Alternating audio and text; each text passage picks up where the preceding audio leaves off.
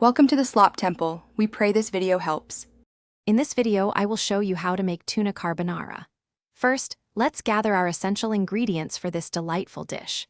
You'll need about 160 grams of your favorite spaghetti, 2 large, fresh eggs, and 50 grams of finely grated pecorino romano cheese.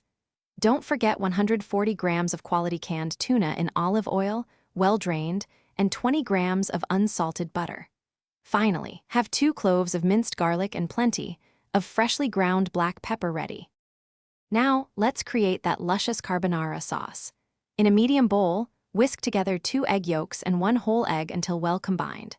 Stir in your 50 grams of grated pecorino romano cheese, ensuring it's evenly distributed. Season this mixture generously with freshly ground black pepper.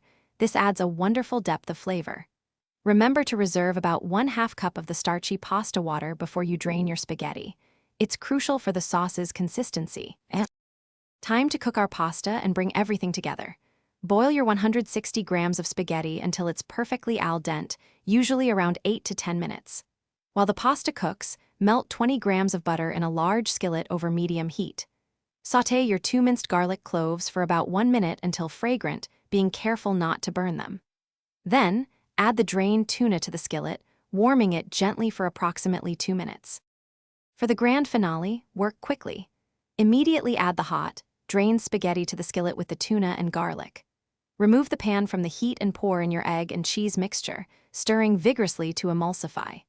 Gradually add the reserved pasta water, 1 tablespoon at a time, until you achieve a beautifully creamy sauce. Serve your delicious tuna carbonara immediately, garnished with extra pecorino romano and a final flourish of freshly ground black pepper. Enjoy! Thanks for watching. Consider subscribing if we helped you.